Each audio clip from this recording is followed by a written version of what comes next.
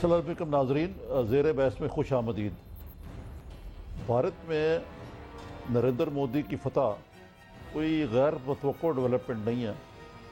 سب کو معلوم تھا کہ اس دفعہ بی جے پی جو ہے وہ الیکشن جیت جائے گی، لیکن کسی کو یہ توقع نہیں تھی کہ اتنے تاریخی انداز سے وہ سویپ کرے گی، اور بی جے پی کو بطور جماعت جتنی اکثریت حاصل ہوئی ہے اس کی مثال 1984 کے بعد نہیں ملتی۔ اس حوالے سے دیکھا جائے تو اس کے بڑے ہی وسیع تر محرکات ہیں، خود بھارت کے لیے بھی اور پاک بھارت تعلقات کے لیے بھی۔ پاک بھارت تعلقات جو ہیں اس ضمن میں بی جے پی کی جو پالیسیز ہیں اور نریندر مودی کا جو اپنا سٹینڈ ہے اس حوالے سے ان کو پاکستان میں ایک پاکستان مخالف اور مسلم کش سیاستدان کے طور پہ ہی پہچانا جاتا ہے۔ اگرچہ انہوں نے الیکشن اپنی اکنامک پرفارمنس پہ لڑا ہے اور کانگریس کی کرپشن اور پور گورننس کے پلانک پہ لڑا ہے، لیکن خارجہ پالیسی کے حوالے سے ہمارے جو کار پروازان ہیں ان کو اب غور کرنا پڑے گا کہ مودی کے بھارت سے کس طرح ڈیل کیا جائے گا۔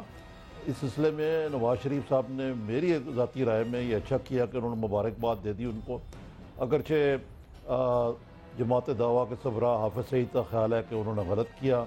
چودھری شجاعت حسین نے بھی اس بات کی تائید کی ان کی، لیکن ہمیں دیکھنا پڑے گا کہ اب یہ اس سلسلے میں ہم کیا پالیسی اپناتے ہیں، کیونکہ ہمارے جو فوج کے سربراہ ہیں انہوں نے تو حال ہی میں کہا کشمیر ہماری شہراگ ہے۔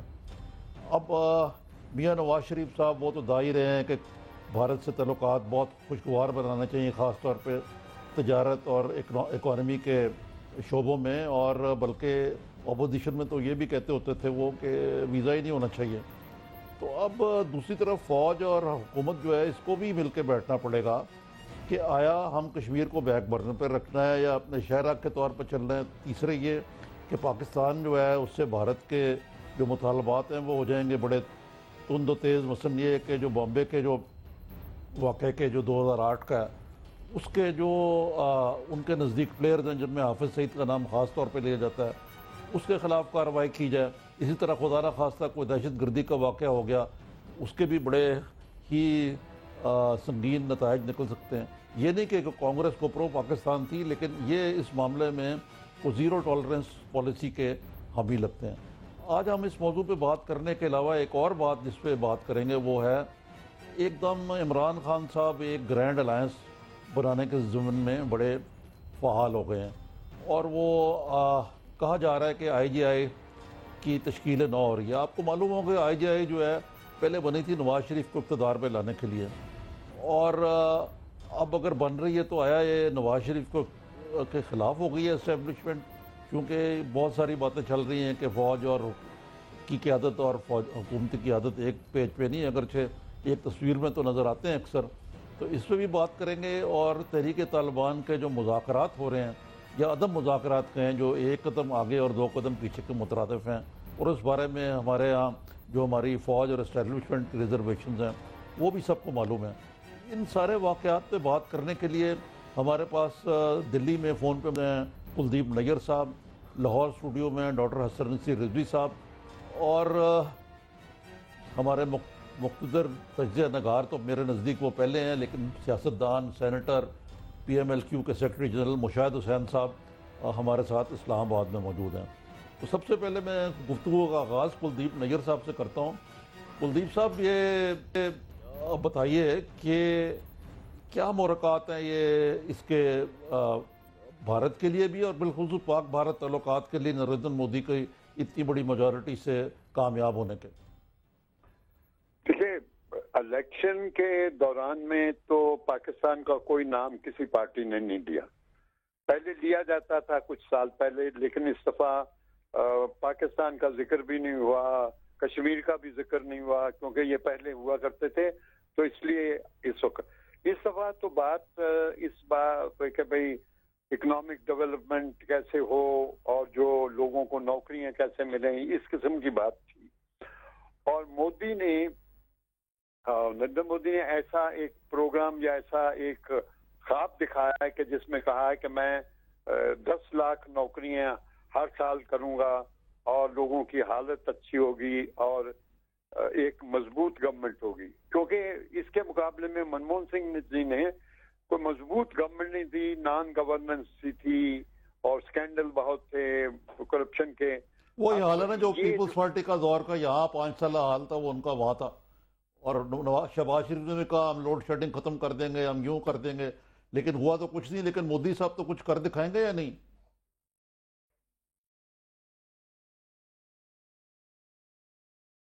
کس سے سوال کیا؟ آپ سے جناب کلدیپ صاحب.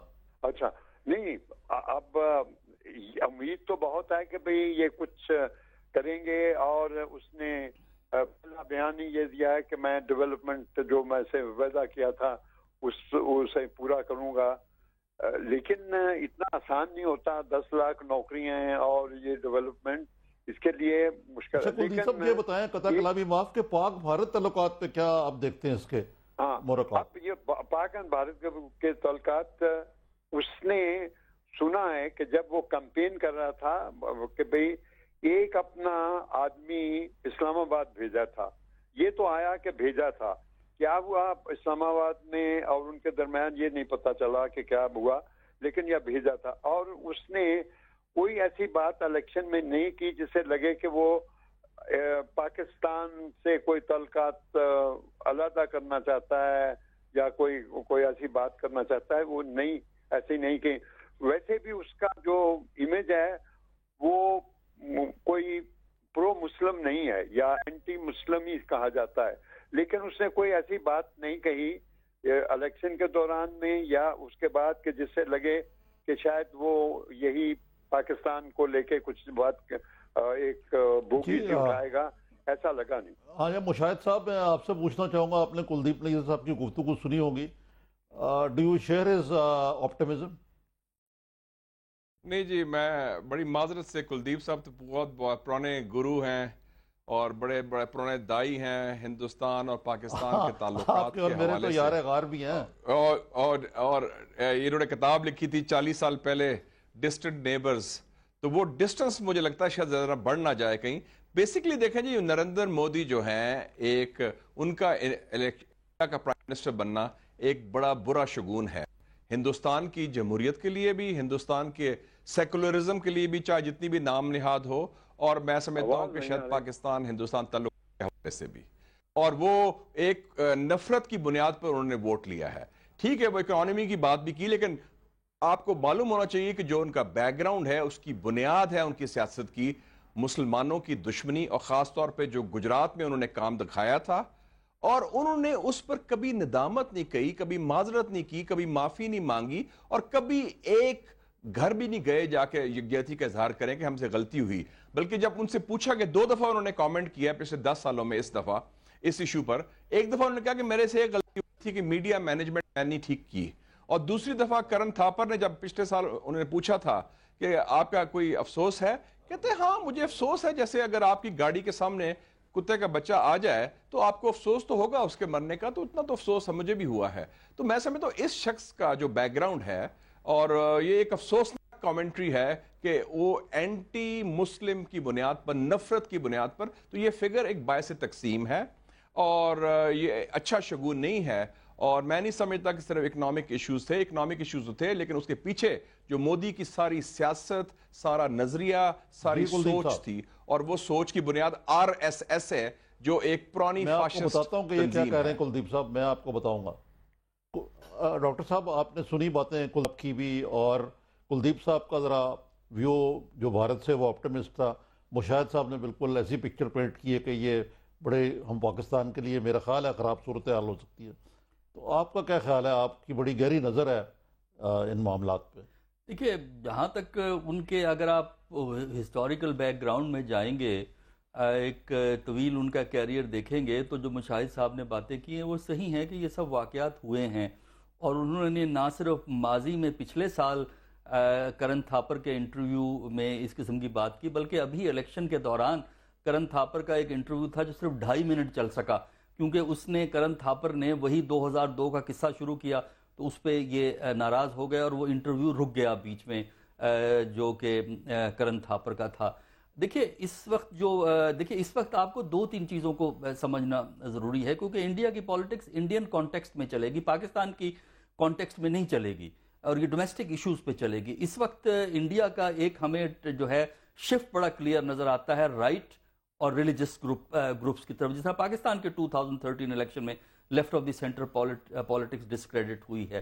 وہاں پہ جو مودی کے لیے جو اندرونی چیلنج ہے وہ یہ ہے کہ ایک طرف جو نہرو کی پالیٹکس ہے جو کہ بیک گراؤنڈ میں چلی گئی ہے، یا اس کے اپنے ساتھ بھی جو لوگ ایسے موجود ہیں جو کہ ایک بیلنس چاہتے ہیں اور آفیشلی سیکولر انڈیا کو علیحدہ نہیں کرنا چاہتے، دوسری ایک سٹریم ان کے ہاں ہے، آر ایس ایس ہے، شیو سینا اور اس ٹائپ کے جو گروپس ہیں۔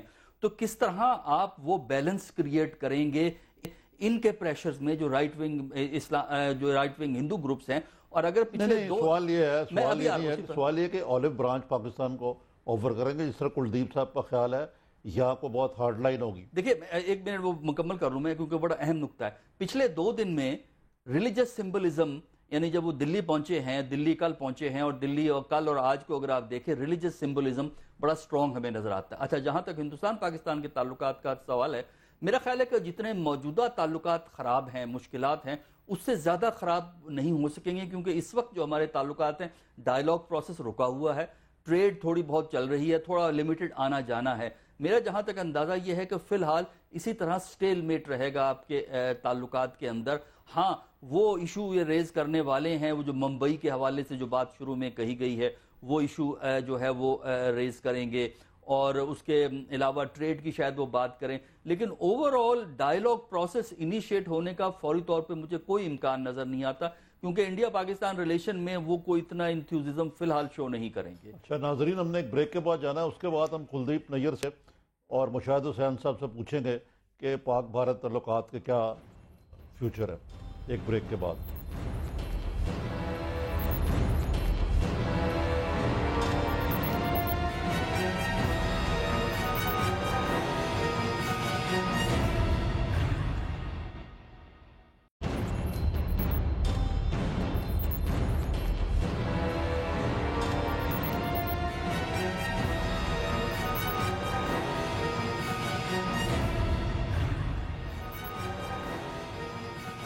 ناظرین ویلکم بیک۔ کلدیپ نیر صاحب، ہمارے جو دونوں پارٹیسپینٹس ہیں، مشاہد حسین صاحب اور ڈاکٹر حسن عسکری رضوی صاحب، یہ تو دونوں آپٹیمسٹ نہیں ہیں اتنے پاک بھارت تعلقات کے فیوچر کے بارے میں انڈر مودی۔ آپ کے نزدیک کیا اس کے محرکات ہوں گے، اور کیا اگر آپ مودی کی جگہ ہوں تو کیا کریں کہ یہ معاملات جو ہیں یہ کنٹرول سے باہر نہ چلے جائیں پاکستان اور بھارت کے درمیان؟ دیکھیے، یہ تو ظاہر ہے، جیسے مشاہد نے کہا کہ یہ مودی ہارڈ لائنر ہے، اس میں تو کوئی شک نہیں، اور یہ بھی اس میں بھی شک نہیں کہ اس الیکشن سے اب رائٹسٹ فورسز زیادہ غالب آئی ہیں دین سینٹرسٹ اور ادرس، یہ اس میں تو کوئی، لیکن مودی کو یہ بھی تو پتا ہے کہ ہندوستان میں 18-20 کروڑ مسلمان ہیں، تو اس لیے کوئی ایسی بات تو اس نے کی نہیں اور نہ ہی کرے گا جیسے جو کہ لگے کہ بھئی اینٹی مسلم ہے۔ اگر پاکستان کے خلاف کچھ کرنا چاہتا تو کیا، کس وجہ سے کوئی پاکستان اگر بھئی پھر کشمیر کی بات کرے یا کچھ اور بات کرے تو تب تو یہ سوال اٹھتے ہیں، لیکن اگر یہی سٹیٹس کو رہنا ہے تو میرا نہیں خیال کہ یہ جو مودی ہے جس نے وعدہ کیا ہے کلدیپ صاحب، آپ نے 10 لاکھ امپلائمنٹ دوں گا، وہ کچھ اور کام کرے گا۔ آپ جب لاہور آئے تھے تو میں نے آپ کو انٹرویو کیا تھا، آپ نے کہا تھا اگر مودی الیکٹ ہو گیا تو یہ بھارت کی بدقسمتی ہوگی، یہ کیوں کہا تھا آپ نے اس وقت؟ نہیں، دیکھیے بھارت کے لیے اچھا اس لیے نہیں میں سمجھتا، میری جنریشن جو ہے وہ تو نہروون جنریشن ہے، نہرو کی، اب اس لیے ہمیں تو برا لگا کہ یہ کنٹری جو ہے اب رائٹس لے رہا ہے قدم جہاں کے لیفٹ آف دا سینٹر تھی، تو وہ تو ہمیں برا لگتا ہے، لیکن یہ کہ وہ کوئی پاکستان کے خلاف ایسی بات کرے گا جس سے کہ وہ کوئی لڑائی یا کوئی سختی دکھائے گا، ایسا اس نے کوئی ابھی تک اپنی کمپین میں کہیں بھی کہا نہیں، اور نہ ہی کچھ، تو اس لیے میں سمجھتا ہوں کہ یہ ڈر ضرور ہو سکتا ہے کہ بھئی کچھ کرے گا، لیکن حالات ایسے ہیں کہ کچھ ایسا نہیں. اگر پاکستان نے کچھ کیا تو پھر اس کا ہو سکتا ہے کہ کچھ جواب ہو. نہیں، پاکستان تو میرے خیال سے کچھ نہیں کرے گا. تو کلدیپ صاحب آپ کا بہت بہت شکریہ. آپ کو اتوار کے روز میں نے تکلیف دی، تو آپ سے پھر گفتگو ہوگی. اچھا، مشاہد حسین سید صاحب، آپ نے کلدیپ صاحب کی آپٹمسٹک باتیں سنی. آپ کے نزدیک ہماری جو موجودہ حکومت ہے اس کو اس تناظر میں، آپ تو پہلے بھی رہے ہیں، خود بھی رہے ہیں حکومت کے اندر، پی ایم ایل این میں بھی آپ انفارمیشن منسٹر تھے، پھر اب بھی سیاست میں آپ ایک تجزیہ نگار بھی ہیں. آپ کے نزدیک اس وقت جو ہماری فارن آفس ہے، جو کہ بٹا ہوا ہے سرتاج عزیز صاحب اور جو دوسرے صاحب ہیں ہمارے، جو فاطمی صاحب ہیں، طارق فاطمی، فارن منسٹر ہمارے نواز شریف صاحب ہیں، ادھر فوج اور حکومت بھی کوئی مکمل طور پہ ایک پیج پہ نظر نہیں آتی. تو ہمیں اس چیلنج کے روشنی میں کیا کرنا چاہیے؟ پہلے تو میں ذرا واضح کر دوں کہ اس وقت پاکستان میں نے ابھی حال ہی میں سپیچ میں کہا تھا سینٹ میں کہ پاکستان میں 5.5 وزیر خارجہ ہیں اس وقت موجود. اس سے کنفیوژن 5.5 فارن منسٹرز. ڈھائی تو پیپلز پی کے پرانے دور میں ہوتے تھے، آپ کو یاد ہے، 5.5 کیسے ہوں گے؟ ٹھیک ہے. دیکھیں نا، ایک تو باقاعدہ جو فارن منسٹر ہیں قانونی لحاظ سے، وہ تو پرائم منسٹر خود ہیں، فارمل جو فارن منسٹر ہیں. پھر 2 ہیں انفارمل فارن منسٹرز، یعنی کہ سرتاج عزیز صاحب اور طارق فاطمی صاحب، جو ایک ہی فلور پہ فارن آفس میں بیٹھتے ہیں. ایک کا ٹائٹل ہے مشیر کا، ایک کا ٹائٹل ہے خصوصی معاون کا. پھر 2 ہیں ڈی فیکٹو فارن منسٹرز جو مختلف ایشوز پر ڈی فیکٹو ہیں. ایک اسحاق ڈار صاحب، جب امریکہ گئے تھے میاں صاحب، تو اسحاق ڈار صاحب ساری نیگوسیشنز امریکہ سے کر رہے تھے خارجہ امور پر. اور ایک ہیں شہباز شریف صاحب، جب وہ ایز چیف منسٹر گئے تھے انڈیا تو انہوں نے ساری نیگوسیشنز کی، ایگریمنٹ بھی سائن کیا. اور ایک ہیں پارٹ ٹائم فارن منسٹر جو ہے چودھری نثار صاحب، جب موڈ آئے تو بیان دے دیتے ہیں فارن پالیسی پر. تو 5.5 فارن منسٹرز آپ کے پاس ہیں. اس لیے کنفیوژن ہوتی ہے. پہلے آپ نے 10 مہینے لگائے واشنگٹن میں سفیر لگانے میں، برطانیہ میں آپ کا 1 سال سے سفیر کوئی نہیں. پہلے ہندوستان میں آپ کی نالجی میں ایک اور اضافہ کروں. ایک اور اضافہ یہ ہے کہ جی ایچ کیو بھی تو فارن منسٹر ہے ایک قسم کا. وہ فارن پالیسی، انڈیا پالیسی تو ان کے دائرہ کار میں آتی ہے. نہیں، وہ نہیں ہے. وہ اس وقت تو میرا سوال یہ تھا کہ اس کو کیسے سمیٹا جائے. دیکھیں جی، اس وقت جو کال ہے وہ حکومت پاکستان کا ہے. وہ ایک تو جلد بازی میں کوئی فیصلہ نہ کریں. ابھی سب سوچیں کہ اب بال جو ہے ہندوستان کے کورٹ میں ہے، ان کے گیند ان کے کورٹ میں ہے. وہ دیکھیں نریندر مودی کیا کہتا ہے، کیا پالیسیز لاتا ہے، کیا ٹیم لاتا ہے فارن پالیسی پر. پھر سب سے مشورہ کریں جس میں فوج بھی شامل ہے اور پارلیمنٹ اور سیاسی جماعتیں بھی شامل ہیں. ہندوستان انڈیا پالیسی صرف ایک شخص کی، ایک پارٹی کی یا حکومت کی پالیسی نہیں ہو سکتی. یہ نیشنل پالیسی ہے اور اس کی کنٹینیوٹی ہے. چاہے وہ مسئلہ کشمیر ہو، وہ سارا مسئلہ ہو، it is bigger then all governments. اس کو سب کو مشاورت کے ساتھ آپ کو لے کے چلنا پڑے گا اور بڑے آرام سے. کوئی جلد بازی میں نہیں ہوگا کہ فوراً آپ نے بس آیا ایک ٹیلی فون کیا تو کل گھر آ جائیں گے، یہ کر دیں گے. آپ کو جو حکومت کا پیٹرن نظر آتا ہے پچھلے 11 بلکہ تقریباً 1 سال میں، کو مشاورت کا عمل جو ہے اس کو جاری کیا جائے گا یا کچھ آپ کو زیادہ امید نہیں ہے اس بارے میں؟ میرا خیال نہ مشاورت، نہ ایک فیصلہ کرنے کی صلاحیت. دیکھیں نا، ابھی 1 سال 9 مہینے سے مذاکرات ہو رہے ہیں، پھر آپ اور مسائل بھی ہیں، اس میں کوئی فیصلہ کرنے کی کیپیسٹی بڑی لمیٹڈ نظر آ رہی ہے. تو اس لیے مشاورت بھی ضروری ہے تاکہ یہ جو کہتے ہیں ایک سیم پیج پر ہوں، تو سیم پیج پر اسی بنیاد پر ہوں گے. اگر مشاورت ہوگی پھر اس بنیاد پر کنسنسس ہوگا تو پھر ایک یونیفائڈ نیشنل پالیسی ہوگی. تو ایک پارٹ ٹائم اور سیگمنٹڈ پالیسی نہیں ہو سکتی.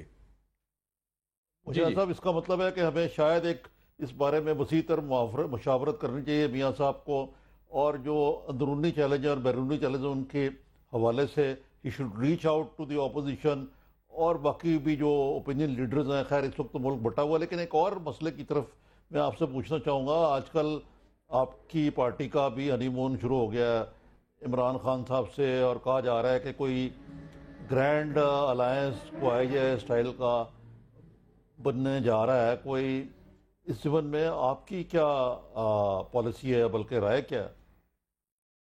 ایک تو میں واضح کروں، دیکھیں نا، یہ جو پہلے کا سوال تھا اس کا ایڈ کروں. انہوں نے خود اعلان کیا تھا پہلے cabinet committee on national security, جس میں کیبنٹ کے ممبرز بھی ہیں، آرم فورسز چیفز بھی ہیں، پھر اس کا نام تبدیل کر کے نیشنل سیکیورٹی کمیٹی بن گیا. مجھے نہیں معلوم کہ اس CCNS یا NSC میں کوئی مشاورت ہوئی ہے خارجہ پالیسی پر بھی یا یہ انڈیا پالیسی پر بھی، جو ہونا چاہیے ایک فورم بنایا. جہاں تک آپ نے کہا پارلیمنٹ سے مشاورت طالبان پہ متعلق ہوئی ہے، اس پہ ہے، تو کوئی نہیں ہوئی میرے خیال سے. اس میں کوئی نہیں ہوئی. طالبان دوسری کے بات ہے مسئلے کہ پہ تو ہوتی رہی ہیں پارلیمنٹ تو مذاکرات ہوئے. پارلیمنٹ تو حکومت نے بنا لیا نو گو ایریا.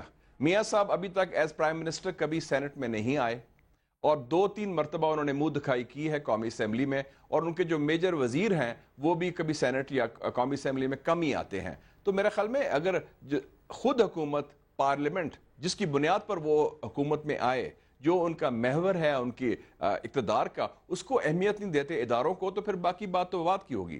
جہاں تک آپ کا تعلق ہے یہ ایشوز کے حوالے سے، عمران خان صاحب نے ہمیں اپروچ کیا تھا، انہوں نے باقی سیاسی جماعتوں کو بھی اپروچ کیا ہے. ان کا ایک درینہ موقف ہے کہ انتخابات میں شفاف اور صاف نہیں ہوئے، دھاندلی ہوئی ہے، اور خاص طور پہ 4 سیٹوں پر انہوں نے مطالبہ کیا ہے کہ اس میں پھر سے ری کاؤنٹ ہونا چاہیے. ہمارے بھی تحفظات ہیں الیکشن کے حوالے سے. کئی سیٹوں پر ہم نے دیکھا کہ جی جس ووٹ سے آپ ہارے ہیں اس سے زیادہ ووٹ جو ہیں وہ مسترد ہوئے ہیں. تو الیکشن کمیشن کے قانون کے تحت یہ تھا کہ 120 دن میں الیکشن ٹرائیبیونل نے فیصلہ کرنا ہے.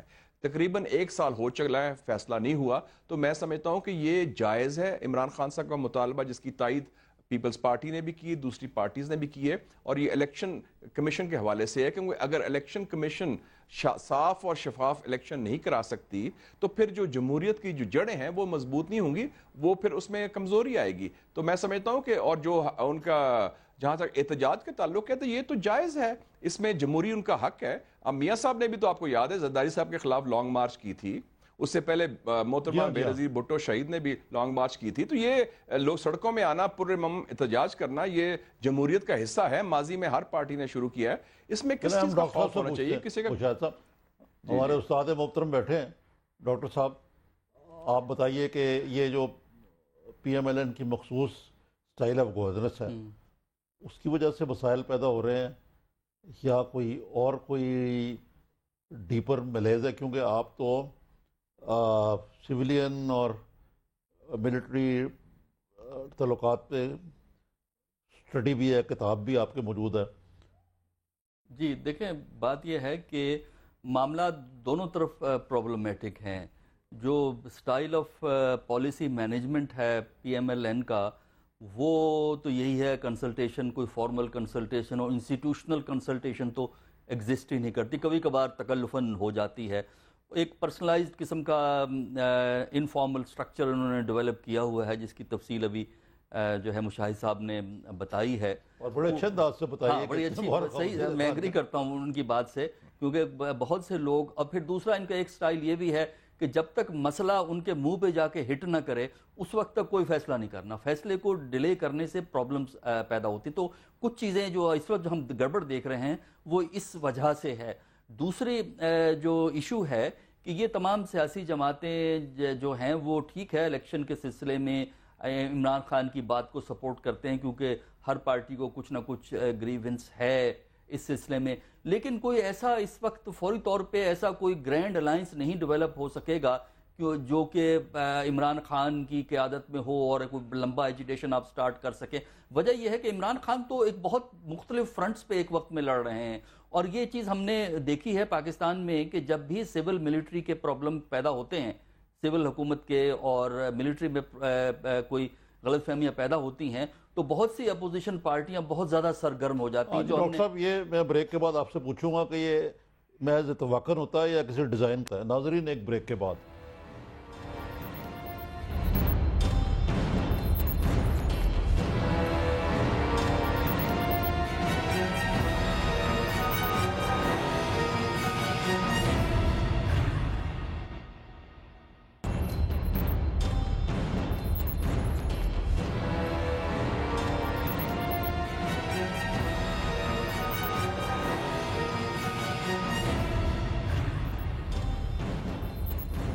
ناظرین ویلکم بیک. ہم ڈاکٹر حسن رضوی سے بات چیت کر رہے تھے. تو ڈاکٹر صاحب آپ یہ کہہ رہے تھے کہ یہ معاملہ جو ہے یہ جب ایسے ہوتا ہے تو سیاسی جماعتیں جو ہیں وہ باہر آ جاتی ہیں جب ملک میں ذرا افراتفری ہو. تو میں آپ سے پوچھ رہا تھا کہ یہ آیا ایک سوچے سمجھے منصوبے کے تحت ہے یا محض اتفاق ہے کہ عمران خان صاحب میدان عمل میں آ گئے ہیں, الائنس بننے شروع ہو گئے ہیں؟ دیکھیں یہ ڈیزائن نہیں ہے اور نہ ہی یہ ہم کہہ سکتے ہیں کوئی اشارہ ہے کسی طرف سے, بالکل یہ دونوں چیزیں نہیں ہیں.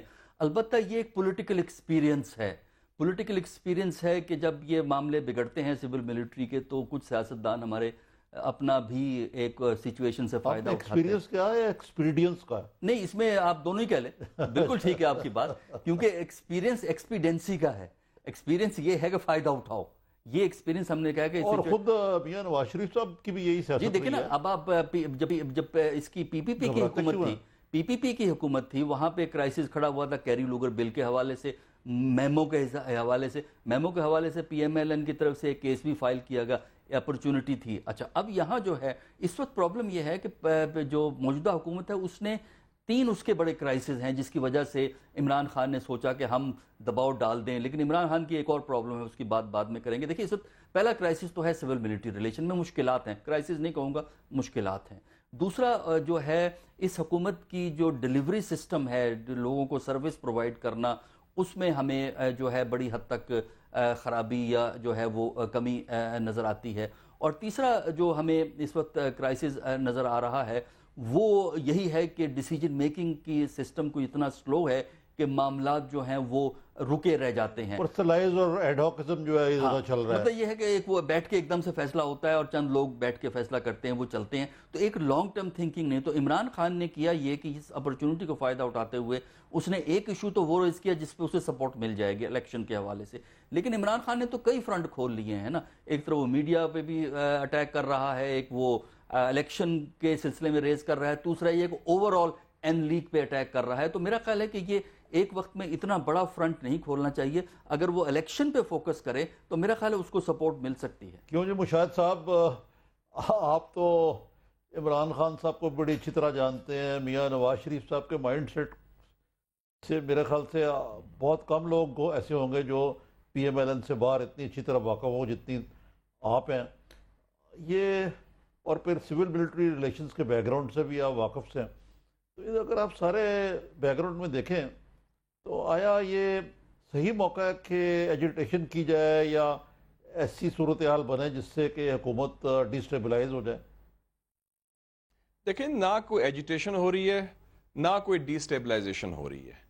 جو سیاسی جماعتیں نہ کوئی آئی جے آئی بن رہی ہے, ہاں نہ کوئی آئی جے آئی بن رہی ہے. وہ اپنا ایک جمہوری حق ہے. عارف صاحب, جیسے ابھی عسکری صاحب نے صحیح کہا کہ جب میمو گیٹ ہوا تھا میاں صاحب کالا کوٹ پہن کے سپریم کورٹ پہنچ گئے تھے فوراً, اور انہوں نے جوائن ان کر دی تھی وہی پٹیشن جو جنرل کیانی کی تھی یا ڈی جی آئی ایس آئی کی تھی. تو ایسی کوئی بات نہیں ہے. انہوں نے لانگ مارچ بھی کی زرداری صاحب کے خلاف, پھر جب آرمی چیف کا فون آیا وہ رک بھی گئی. تو یہ چیزیں ہوتی رہتی, جمہوریت کا یہ حصہ ہیں. تو اس سے کوئی خائف نہیں ہونا چاہیے. ایشو یہ ہے کہ اس وقت ایک خلیج سی نظر آ رہی ہے جو میرے خیال میں غیر ضروری ہے خاکی اور مفتی کے درمیان. اور یہ اس پر میرے خیال میں نے تو کہا تھا سینٹ کے سپیچ میں کہ بہتر ہوتا کہ راجہ ظفر اللہ صاحب جیسا بندہ وزیر دفاع ہوتا تو کم سے کم ایک پل کا کردار ادا کر لیتا خاکی اور مفتی کے درمیان.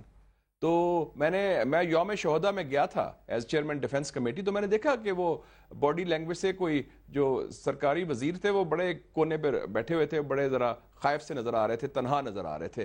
تو یہ اچھی بات نہیں ہارمونیکلی. اور میں نے سپیچ میں بھی کہا تھا کہ ہم کنڈیم کرتے ہیں جو واقعات ہوا حامد میر کا, اس کی مذمت کرتے ہیں قاتلانہ حملے کی, لیکن اس کی آڑ میں یہ آرمی بیشنگ آئی ایس آئی بیشنگ نہیں ہونی چاہیے.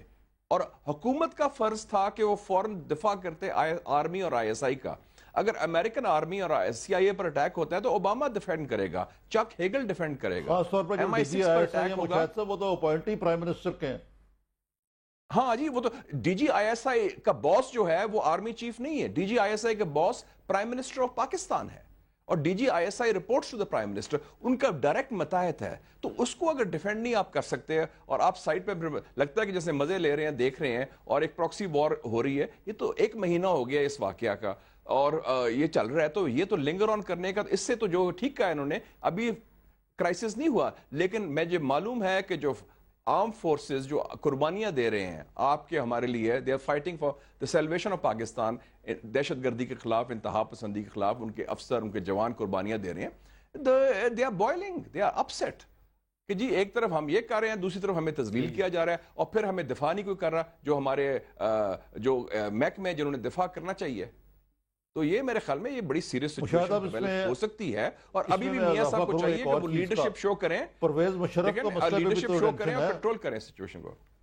جی پرویز مشرف کا مسئلہ بھی تو کوئی اختلاف ہے یا نہیں ہے؟ جی وہ ہے. دیکھیں جی جس طریقے سے ہینڈل کیا گیا مسئلہ، آپ دیکھیں جتنے آپ کے بیرونی دوست ہیں سب نے مشورہ دیا حکومت کو کہ آپ آگے کی طرف دیکھیں، ماضی کی طرف نہ دیکھیں.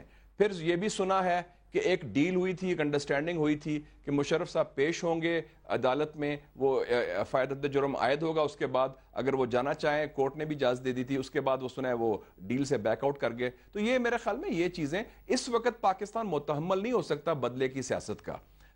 کیا مشرف صاحب کے مقدمے سے آپ کا دہشت گردی کا مسئلہ، معیشت کا مسئلہ، توانائی کا مسئلہ حل ہوگا کہ نہیں؟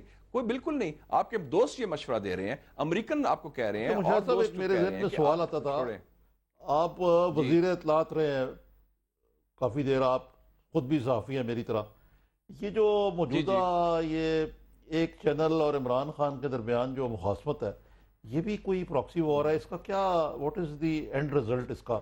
اس سے میڈیا کمزور نہیں ہو رہا مجموعی طور پر؟ میرا ہوتا ہے دیکھیں جی یہ بڑی سمپل بات ہے، آپ ایڈیٹر بھی رہے ہیں، میں بھی ایڈیٹر رہا ہوں.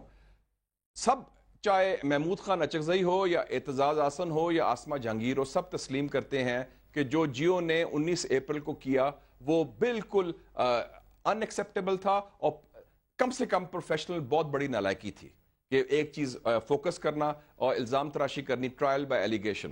اس کا طریقہ یہ تھا کہ دوسرے دن وہ یہ ہوتا ہے، آپ اخبار کے ایڈیٹر رہے ہیں، وہ غلطی اپنی تسلیم کرتے، معذرت کرتے، معاملہ ختم ہوتا. اگر وہ معذرت نہیں کر رہے تھے تو جو حکومت پاکستان کا فرض تھا وہ ثالثی بنتے، وہ کہتے جناب آپ نے غلط کیا پروفیشنلی، یہ ہمارے قوانین ہیں. عمران خان کیوں کود پڑے بیچ میں؟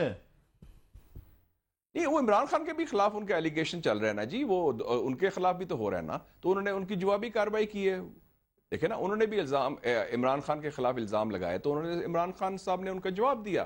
اگر آپ کے خلاف عارف صاحب کو الزام لگاتے تو آپ اس کا جواب تو ضرور دیں گے نا، یہ تو ان کا رائٹ ہے، رائٹ آف ڈیفense تو ہے. اور انہوں نے جو بات کی وہ پبلکلی کی ہے، کوئی خفیہ تو نہیں کی نا. تو میرے خیال میں یہ حکومت کو چاہیے کہ وہ ثالثی بنے.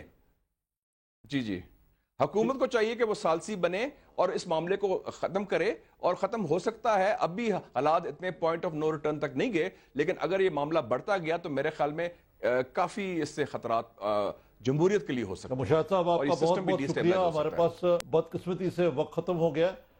عسکری صاحب بس 1 منٹ میں آپ بتائیے کہ یہ جو موجودہ بحرانی کیفیت ہے میڈیا کے ساتھ بھی، اور یہ جو ملٹری سویلین لیڈرشپ میں جو ہے، اور اس سبب میں طالبان سے مذاکرات بھی 1 قدم 2 قدم پیچھے چل رہے ہیں، یہ کس طرف لے کے جائیں گے ملک کو؟ Where do you see the country going?